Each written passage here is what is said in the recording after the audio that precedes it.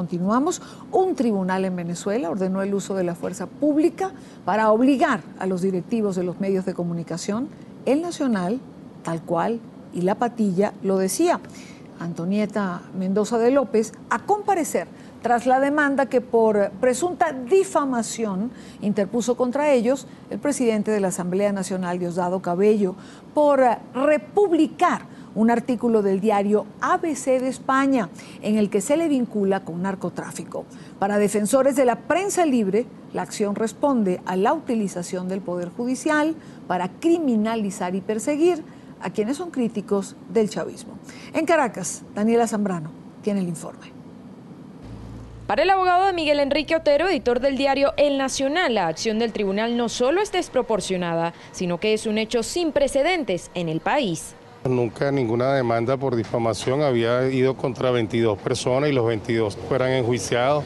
Todo eso pues, se produce con una celeridad extraordinaria, sin ni siquiera comprobar el delito ni hacer una investigación al respecto. Asegura que el proceso contra 22 directivos del diario El Nacional, el semanario Tal Cual y el portal web La Patilla por supuesta difamación contra el presidente de la Asamblea Nacional, Diosdado Cabello, ha estado viciado desde el comienzo. Sin ser oídos se les dictaron estas órdenes de prohibición de salida del país, que le dictan estas órdenes de prohibición de salida del país cuando ya se encuentran fuera del mismo. O sea, todo el procedimiento es se encuentra realmente viciado de una nulidad absoluta. La medida ha generado alarma entre quienes defienden la libertad de prensa. Lo que se busca es silenciar las denuncias sobre corrupción, sobre criminalidad y sobre violencia en temas que involucran a funcionarios del alto gobierno. Andan buscando de cualquier manera querer ejercer una presión, si se quiere, política, utilizando los tribunales para darle un velo de legalidad a lo que están haciendo. Yo creo que no van a poder lograr ni con la fuerza ni voluntariamente que estas personas se presenten en tribunales porque ya se sabe cómo son los juicios en Venezuela. Recuerdan que las demandas por difamación e injuria son contrarias a los estándares internacionales de protección a la libertad de expresión.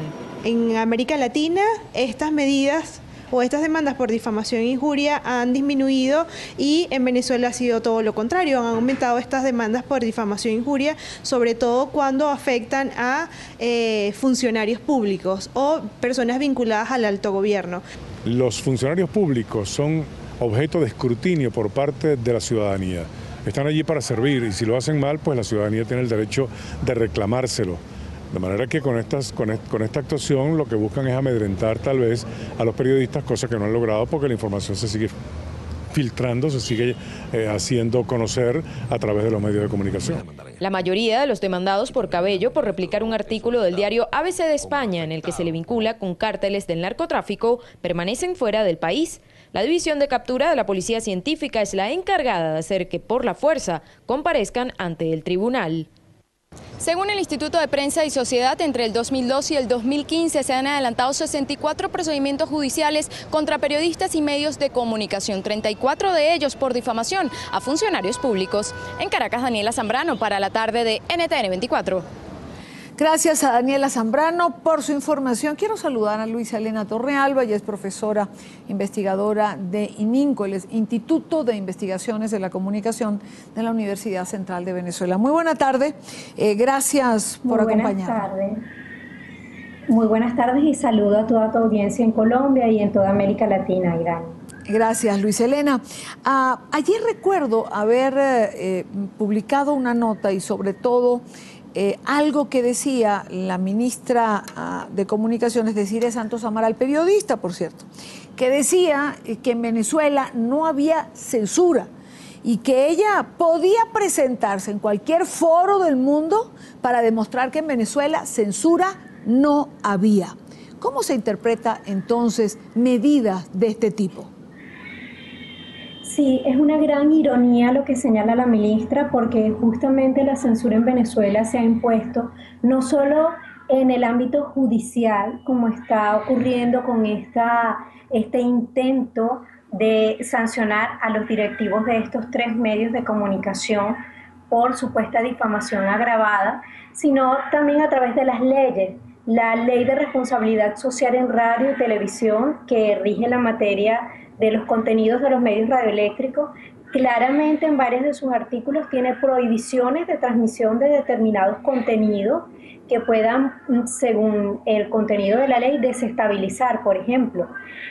Otro ejemplo muy claro es la salida del aire el año pasado de NTN 24, luego de la cobertura que hicieron de la manifestación estudiantil que se registró en Caracas el 12 de febrero y que estaba siendo censurada lamentablemente por los demás medios de comunicación, quienes temían una posible sanción del órgano regulatorio de la Comisión Nacional de Telecomunicaciones y para evitar esta sanción preferían no informar lo que estaba ocurriendo. Entonces, creo que la realidad es muy contundente y hay muchas muestras cada vez más, tanto en número como en la forma de aplicarlas, de censura en Venezuela.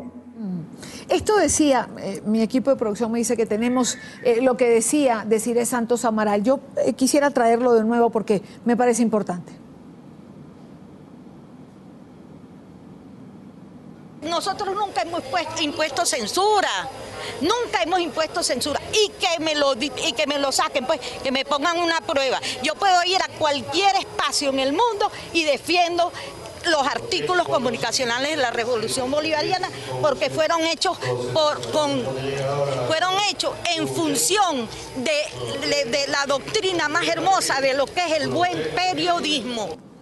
El buen periodismo implica 64 procedimientos judiciales contra profesionales y personas relacionadas a la comunicación.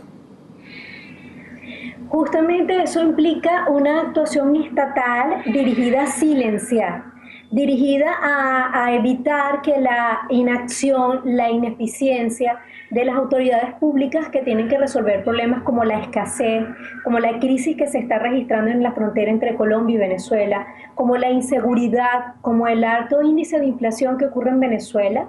Bueno, estas autoridades que no han atendido esa problemática que está ocurriendo, cada vez a través de leyes, a través de amenazas usando los medios de comunicación del Estado, a través de procedimientos judiciales, de procedimientos administrativos, intimidan a los medios de comunicación para silenciar. Y hay nuevos mecanismos como la compra de medios de comunicación privados por parte de grupos empresariales cuya acción ha sido muy transparente y que ha derivado en que estos medios que han sido vendidos en los últimos años han cambiado drásticamente la línea editorial.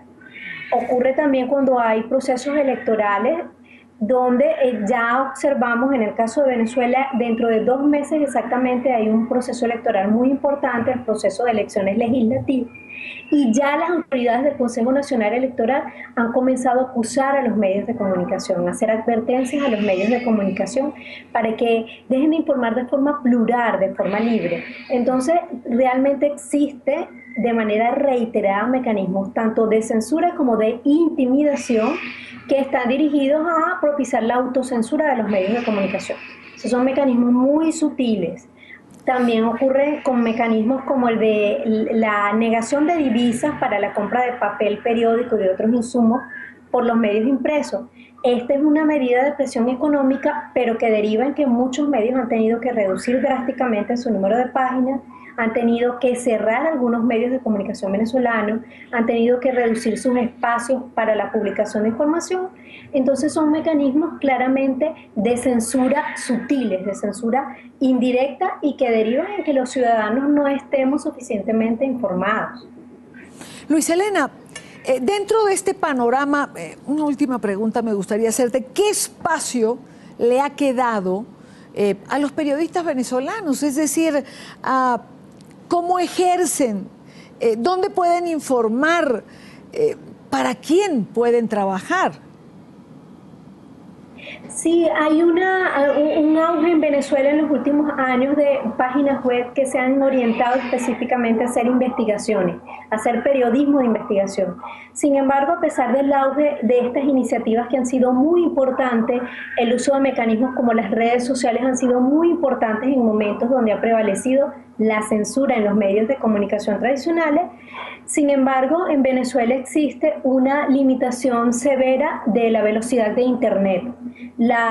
Venezuela se ubica como el país más lento en relación con la velocidad de navegación de Internet en América Latina, y permanentemente hay restricciones. Recientemente especialistas en monitoreo de páginas web alertaban sobre el bloqueo de unas 140 páginas web en el país por parte de CanTV, que es la empresa estatal que ofrece el servicio de Internet al 80% del mercado. Entonces, si hay alternativas como te señalaba, la de algunas páginas web que están haciendo investigaciones, sacando a la luz pública información muy importante, también la realización de investigaciones o trabajos periodísticos con periodistas de otros países que permiten sacar en medios internacionales como NTN 24, por ejemplo, información de lo que está ocurriendo en Venezuela. Sin embargo, las limitaciones son reiteradas y creo que es una lucha de resistencia lo que estamos haciendo los periodistas venezolanos en este momento.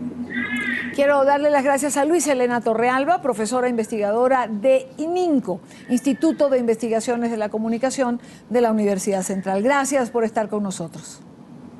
Muchas gracias a ti, feliz tarde. Igualmente.